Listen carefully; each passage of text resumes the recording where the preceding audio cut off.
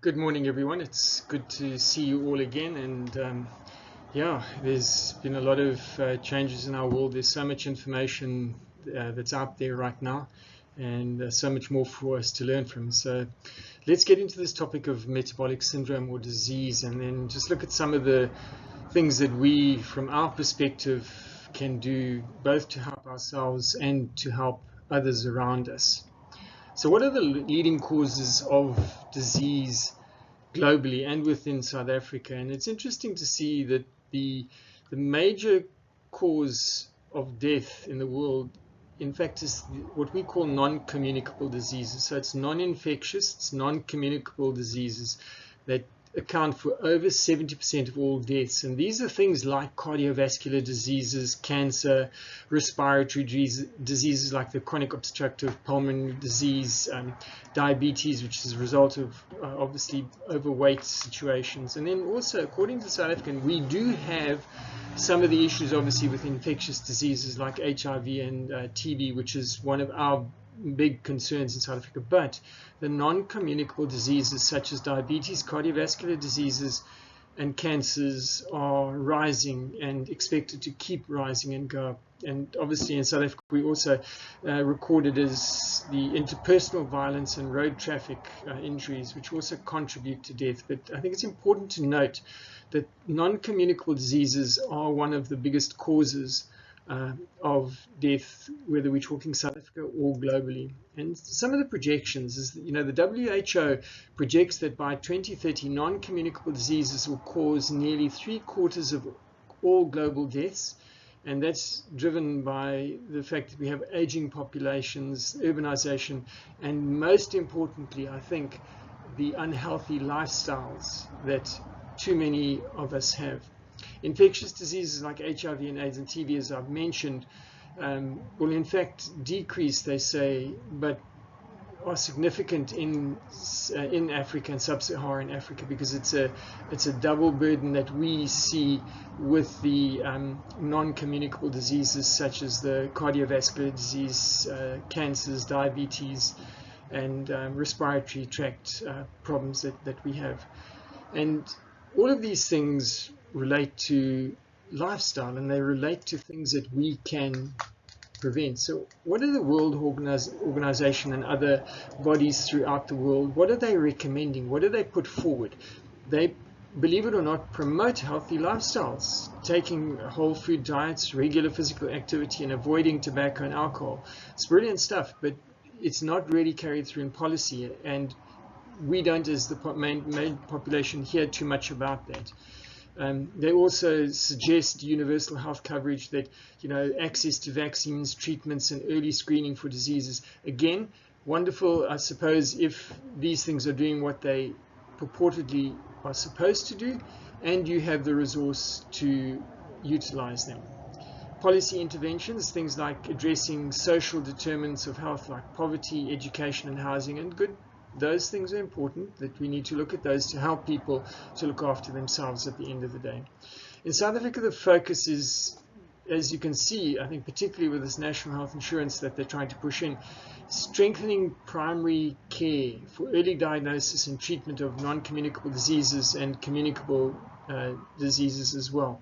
So the situation is that they're looking at primary healthcare situation where not again focusing on healthy lifestyles, which maybe is the point that we should be looking a little bit more closely at, and we'll talk a little bit about that as we go through the discussion.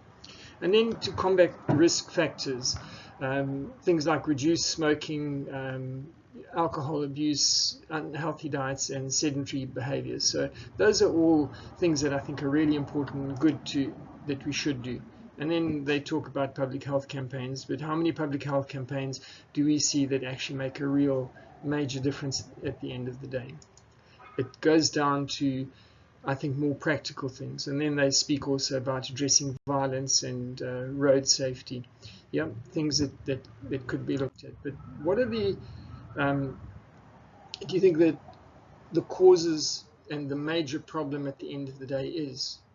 It would be interesting to see how many people actually, in the major part of our population, how many of them think everybody thinks government must do this, government must do that, somebody out, must do these different things for you? But what is the major cause of the problem? And if you just look at this little thing put together by Dr. Barbaraco, it's, the heart attack at 50 began at 20. The Alzheimer's at 70 started at 40. The loss of independence at 80 began at 30. And the aging you want tomorrow begins with the choices you make today. And I think those give you a far better clue as to where we should be looking.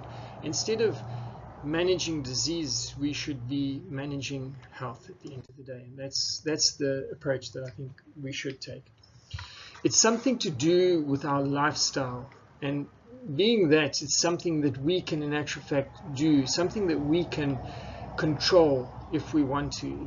It is within our grasp, and it's as a result of the things that we are exposed to in our everyday lives, the environment that we live in, the toxins, all the stuff that's happening around us, the food that we eat, the water that we're given to drink, the stresses that we're under on a chronic day-to-day, month-to-month, year-to-year basis.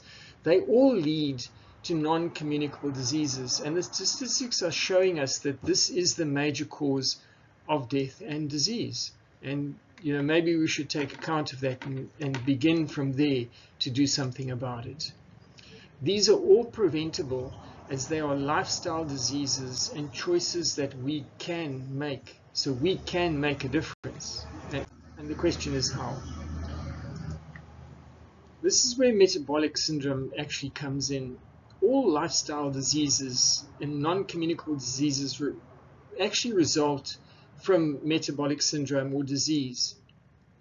And metabolic syndrome, disease as it's referred to, it refers to a group of interconnected risk factors that significantly increase the likelihood of developing things such as heart disease, strokes, type 2 diabetes, cancer, being overweight, and so on, and general inflammation and ill health at the end of the day. It's a broad term because it covers various aspects of health, including blood sugar regulation, so the diabetes and what is happening with our insulin, the lipid levels, so what's happening with the cholesterol, and so on in our systems, what's happening with blood pressure, and the body fat distribution. And we've spoken in previous talks also about this body fat distribution and the visceral fat, which is deposited around the belly, and that's what's particularly unhealthy. And this is in actual fact a strong indicator. It's something we look for when we're looking to disease, and does somebody have metabolic syndrome, or is somebody developing or getting into that position? So let's break it down into its causes and then the outcomes and some of the potential solutions for reversing it. The causes of metabolic syndrome are things like insulin resistance, and that's one of the cornerstones of metabolic syndrome, when the body's cells don't respond well to insulin. And that brings about less control, which leads to higher blood sugar levels and obviously increased fat storage, inflammation, and further damage that happens within our body. And it's more the fact that we are taking in way too many carbohydrates. We're getting these spikes. We don't have a blood sugar balancing type of diet at the end of the day. And this results in us then developing diabetes, metabolic syndrome, and so on. Obesity, which comes as a result, obviously, of this, because the fat is then laid down. And it's not just in the belly, it happens around the organs and other parts of our body as well. And that also contributes to the insulin resistance at the end of the day. Because we don't get enough physical exercise very often, obesity happens, insulin resistance and high blood pressure are all part of this metabolic syndrome process. Our unhealthy diets, and that is probably the most important part of it, is that we have very highly processed, ultra processed foods that are provided for us, refined sugars, the unhealthy fats that we're encouraged to eat, all lead to obesity and push on the insulin resistance, promoting inflammation and thereby fat accumulation, and there following the disease and the organ damage that we experience, and the damage that comes and what happens and causes the mortality as far as metabolic syndrome or non-communicable diseases are concerned. Genetic factors do play a part, but these have been shown to play a smaller part. The bigger part, as we discussed with epigenetics, genetics comes as far as what we're having inputted into our body in terms of the food, what's happening around us, the water, the air, etc., the toxins that are going into our system, whether these genes in fact turn on or turn off at the end of the day. And of course, hormonal imbalances, conditions like polycystic ovary syndrome and other hormonal shifts. But so many of these are, again, as a result of the environment that we're in, what's happening around us, what we're taking in, what we're doing, what we're eating. Those are the things that contribute to the metabolic syndrome at the end of the day. And what are the outcomes of metabolic syndrome? And we've spoken a little bit about this. You can see from the statistics: cardiovascular disease, higher risk of heart attacks, atherosclerosis, which is a narrowing of the arteries, strokes due to high blood pressure, inflammation, and abnormal cholesterol levels. But I also want to caution about cholesterol levels. Cholesterol is something that's necessary in our body. This thing that we just have to bring the level down is what we have to do is we have to take a closer look at cholesterol. Cholesterol is necessary for good cognitive functioning of our brains and other parts of our body. It's other things like the sugar, which in fact are more damaging to our blood vessels and to causing the high blood pressure, not cholesterol per se. Type 2 diabetes, where insulin resistance may progress and get further and further until we've got full-blown type 2 diabetes.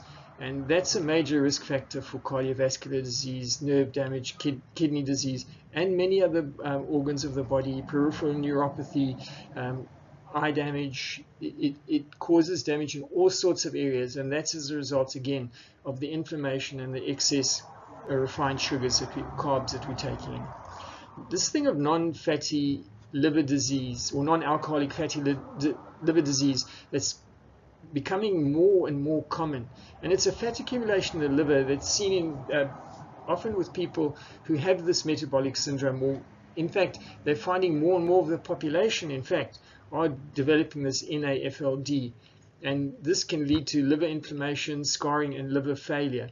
And if not checked, without even having to use alcohol, you can have severe damage to your liver at the end of the day. And then the chronic inflammation, the stress that we're under, the carbs, the high sugar levels that we have. Metabolic syndrome is often associated with chronic low-grade inflammation, and it's that chronic stress, chronic inflammation that we have which causes so much of the damage and the diseases that we are experiencing today, including things like cancers and many of the autoimmune diseases as well, together with a lot of the toxins that we are taking in from our environment at the end of the day and being exposed to. So what are the solutions as far as metabolic syndrome and disease are concerned? We need to, first of all, improve our diet. We need to reduce refined carbs and sugars, increase our fiber intake, look to healthy fats. And healthy fats, the simple thing we need to look at is on a day-to-day basis, the way we cook our foods. We're encouraged to use a lot of the vegetable fats in our cooking, and in a lot of other areas of our life. A lot of those contain omega-6s. They're inflammatory, and those kind of things are also what are causing a lot of the damage. We need to be using healthy fats in our diet every single day, and we also need to limit the processed foods. You go into a supermarket, how many things can you go in and come out buying that don't have a list of all sorts of things that they've taken out from a crop or whatever it is, a vegetable, and they've made something else and they've processed this thing, and you end up having additives in it which are not healthy for you and all add to your toxic load at the end of the day and reduce your body's resilience to the disease that we're experiencing.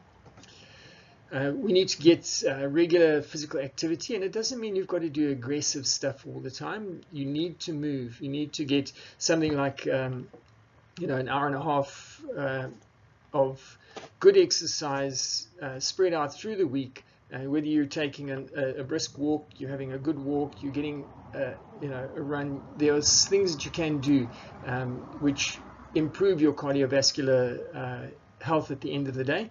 And things like resistance training also help improve insulin sensitivity and promote muscle growth, which is really important because that also boosts metabolism at the end of the day. And boosting metabolism means that you will then have less of a problem in terms of metabolic syndrome. Weight loss, we need to significantly do something about that, because this improves insulin sensitivity again. It reduces blood pressure, it helps lower blood cholesterol levels. It just overall has a huge impact on our bodies and our overall health. We need to learn to manage stress. It also helps with insulin resistance and high blood pressure. It helps keep those under control and reduce them. We can use things that I've mentioned before, things like meditation, yoga, deep breathing exercises, and all of these can help to improve our metabolic health at the end of the day. We need to be able to get adequate sleep. Poor sleep is linked to things like obesity, to insulin resistance and high blood pressure, and we need to aim for those 7 to 8 hours of quality sleep on a daily basis, which make a huge impact to our health. Again, we completely underestimate just how valuable it is. Obviously, if there's a smoking issue, we need to do something about that and stop smoking, because that has been found to cause or reduces insulin resistance and also increases inflammation in the body. It also gets rid of things like vitamin C. It's not a healthy thing to be doing. So metabolic syndrome or disease, is the key is to effectively manage our health and not manage the disease, because managing disease is what's done mostly, where they will treat a symptom and not treat the cause of the problem. We need to go to the cause of the problem and deal with that, and that means looking at lifestyle changes, and these are vital to preventing metabolic syndrome disease in general, and of course then the non-communicable diseases. So how do we do that? We need to look at a holistic, healthy lifestyle. In summary, we need to eat whole food. We need to eat balanced sugar diets, where we are trying to keep our sugar levels as even as possible, keeping the insulin on a level par so that our glucose levels remain as flat as possible, because it's the spikes and the dips that in actual fact cause the major problem. And then we need to get some exercise, get a good night's rest, try and get up and actually see that sun in the morning and get your circadian rhythms back in sync. And quality sleep is actually pivotal. It's pivotal to health. So many people underestimate the value of this, and it's not a thing you can catch up on. You need to maintain it and get into a regular rhythm of that. And then we need to manage stress. We can't just get rid of stress. It would be wonderful if we could.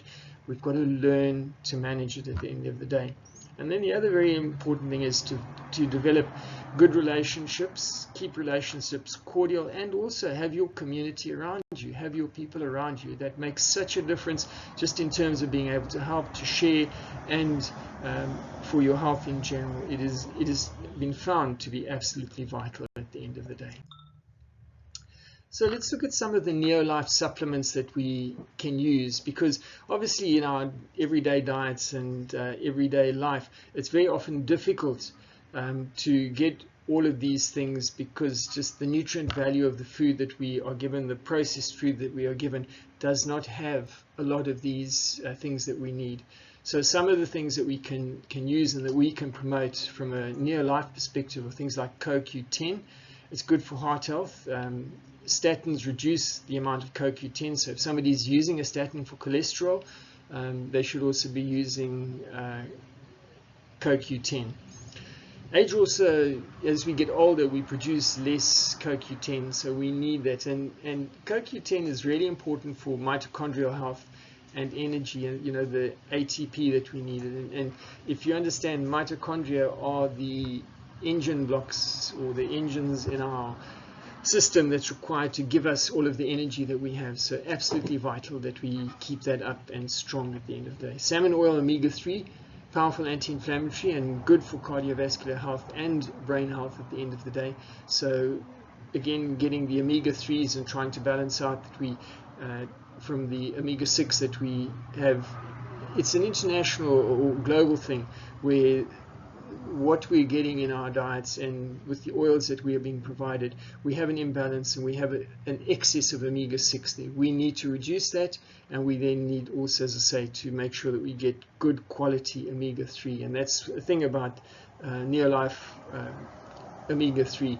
It's one of those that they can ensure the way it's produced. You don't get the rancidity, you get a high quality product that you can use at the end of the day. And it's been proven. We've got lots of people within our group who can give you their own stories as to how valuable this product is. Lipotropic adjunct, it keeps the lipids emulsified in the blood, so it's really good for the transport of cholesterol, and it also contains the B vitamins, which reduce the risk of artery damage due to homocysteine. So if you have a supposed cholesterol issue, it's way better to be using something like this. It supports the body functioning in the correct way to keep your cholesterol in check. Pro Vitality is an amazing product because it just has so many different components in there. There's the potassium, there's magnesium, calcium, all things which are vital for keeping your blood pressure under control, keeping your body healthy. It has the multivit as well, so you've got all of that. It's got the omega-3, it's got the treanin, which is important, as we'll talk a little bit about, for cellular health and vitality. And it also has the carotenoids at the end of the day, so giving you a good nutrient base and support to improve your diet and nutrition at the through the day. Botanical Balance, which I'm going to talk a little bit more about, this being Diabetes Month, and also that it's something that, as an overall thing, can contribute to reducing metabolic syndrome. It helps manage our insulin and sugar levels, and I'll talk a little bit more in detail about that shortly. Treanin is vital for the cellular health, keeps the lipid membranes in the cells functioning properly, so things going in and out can move properly. You can get rid of the waste and get the nutrients in at the end of the day. So cellular health and function, vital to be using something like treanin. NEOLIFE Shake is another great product for meal replacement, and also gives you like a full meal but used with a proper nutrition plan and good advice at the end of the day. Another product that we have, this Amitone, contains the amino acids, and what it does is it encourages lean body mass through improving fat mobilization, or our body using the fat for energy and thereby mobilizing fat and reducing that fat, increasing good lean body mass. The magnesium glycinate, which we have, helps relax blood vessels, also helps sleep, and also helps balance your potassium at the end of the day, and that's good for, obviously, for reducing blood pressure. So a number of great products. So just Botanical Balance, I just wanted to talk a little bit about it, that it's a product which has so many different benefits in terms of things like the metabolic syndrome and of course then diabetes. The contents of Botanical Balance are basically, it contains chromium, it has this NEOLIFE Botanical Blend, cinnamon extract, curcumin extract, turmeric powder, and then also the alpha lipoic acid. So those are the contents, or the main contents, of Botanical Balance. And going through them individually, chromium is obviously, it's an essential trace element, so it's something we need to get in. It can help lower glucose levels and also helps the body use insulin more effectively, so thereby improving insulin sensitivity and reducing the potential metabolic syndrome at the end of the day. So an important product to remember. Sources that we can get it from naturally are vegetables such as broccoli, potatoes, and green beans, whole grain products, beef and poultry, fruits including apples, bananas, and then grape juice. And then we can get it in our milk and dairy. Now, the NEOLIFE Botanical Blend contains you saw there were 3 items. So the first one, cinnamon extract. Now, cinnamon is an antioxidant, it's anti-inflammatory, it reduces bad cholesterol LDL and increases the good cholesterol HDL, the high density lipoproteins. It also helps increase insulin sensitivity and decreases blood sugar. Something that you can, little trick you can do is, if you're having any carb, like you're having a pancake, you're having oats for breakfast, put cinnamon on top of it. It actually helps to control the sugar and reduces the impact of it at the end of the day. Simple things that can actually be done. Then the other part of this botanical blend is curcumin extract and turmeric powder. These are what we call curcumin or curcuminoids, both coming from turmeric as we know it. It's anti-inflammatory, it's antioxidant, it reduces glucose in the blood, and studies have shown that it can help prevent diabetes and improve insulin sensitivity at the end of the day. Many factors which help fight aging as well. So improving brain function, reduces the risk of heart disease, and reduces chronic inflammation. It's actually a really good anti-inflammatory, and can be put onto salads. It can be put onto into food. You'll see that it's a common thing that is used in Asian cuisine as well, for good reason. And a tip about getting better absorption of raw curcumin or turmeric is use it with black pepper, because that improves the absorption at the end of the day. And then the last ingredient in there, alpha-lipoic acid. It's our antioxidant. It increases both our vitamin E and C levels. It helps break down carbohydrates for energy. So it's an important factor in this whole process. Evidence that it can improve conduction and function of neurons, and is also then therefore helpful in diabetes and things like peripheral neuropathy and so on. Foods that contain it are things like yeast, liver, kidney, spinach, broccoli. Potatoes are also a good source of alpha lipoic acid. So in summary, it's antioxidant, it's anti-inflammatory, it reduces the impact of aging, it improves blood, heart health, and it is glucose balancing. It's so we can get better use of our insulin, and it improves the way carbohydrates are used in our body, and overall health benefits in balancing glucose levels. So that very important thing, like with nutrition, you need to get the glucose balancing or blood sugar balancing, which is imperative. So some take-home points. Metabolic syndrome is a lifestyle disease. It is preventable, and the system encourages, our governmental systems encourage disease management, not health management and healing and prevention from source, which is what we need to be doing. And remember, it is within all of our grasps. Healthy nutrition, exercise, getting enough sleep, managing our stress, and of course we can use supplements. So there are ways that we can handle and deal with this. We need to take control to enjoy a healthy and happy lifestyle, and it's within our grasp to do so. Just remember the little thing that we showed you right at the beginning. That heart attack at 50 began at 20. The Alzheimer's at 70 started at 40. The loss of independence at 80 began at 30. And the aging that you want tomorrow begins with the choices you make today. And they are your choices to make. So yeah, I want to just thank everybody very much for listening. I hope again that it's been enlightening in terms of just seeing how big an issue and how common this whole thing of metabolic disease or metabolic syndrome is. It's something that's happened to all of us, and something that we can in actual fact do something about. So yeah, thanks very much. Please, if you want to ask questions, you can give them to Rob or Monica, or email them to me. I'm very happy to take questions, and something that I do offer is that I will give a free 45-minute health assessment and advice session to anybody who contacts me via email or by phone. And there's also, I've put together a little free ebook, 12 Ways to Boost Energy. So if you email me on bobbyh@optiwealth.com, I'm happy to let you have that. So thank you very much. I hope it's been a useful discussion and things that you can make use of, and just showing as well where so many amazing products that we have at NEOLIFE that we can in actual fact use and with confidence promote to people. Thanks very much, and have a great weekend.